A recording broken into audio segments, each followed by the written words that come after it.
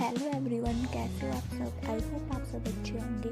तो जैसे कि मैंने आपको बताया होगा कि इस साल मेरा सेकंड करवा चौथ है और मैं आपको ये बताना चाहूँगी कि मतलब जिसका फर्स्ट करवा चौथ रहता है कि क्या क्या कैसे हमें करवा माता की चौकी लगानी होती है और क्या क्या सामान लगता है। ठीक है, तो सबसे पहले हमें चावल लेना होता है। कटोरी में चावल को जो उसको चावल रखना होता है, चावल के ऊपर ही हमें करवा माता की पोस्टर रखना होता है। और जैसे कि करवा माता का रखना होता है और गणेश भगवान और लक्ष्मी माता की भी रखनी होती है। उसके बाद उसके ऊपर तुम चुनरी चढ़ा लो और जो करवा माता के लिए आपने श्रृंगार लाया हुआ होगा वो भी उसको करवा माता के सामने ही रखना, चौकी के सामने।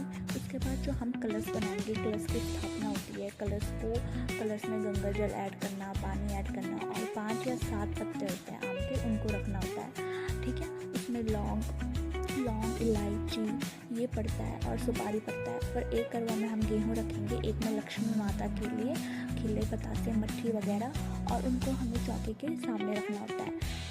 और ये देखो, ये मेरी करवा चौथ की चौकी रेडी हो चुकी है। और उसके बाद आता है 4-4:30 बजे हमें रेडी होके पूजा करने जाना होता है सारी लेडीज़ को एक साथ। ठीक है, और फिर एक लड़की आती है, ठीक है, अनमैरिड, जो कि करवा माता है, वो करवा की स्टोरी पढ़ती है और फिर हमें उसको दक्षिणा देना होता है क्योंकि उसको खाली हाथ नहीं भेजता है। और जो थाली में फ्रूट्स वगैरह वो सारी इस लड़की को देता है। और फिर उसके बाद पूजा करने के बाद अपने घर में भी दीपक वगैरह देना होता है। और जो कि सास के लिए बाइना बनाया रहता है उसको भी हम, जहाँ पे चौकी लगी हुई रहती है, पूजा करने के बाद हम बाइना को भी वहीं पर लाते हैं।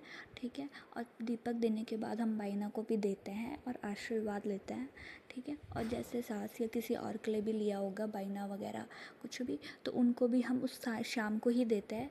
और गाइस, बताना मैं कैसे लग रही थी करवा चौथ में, प्लीज़ कमेंट करके बताना।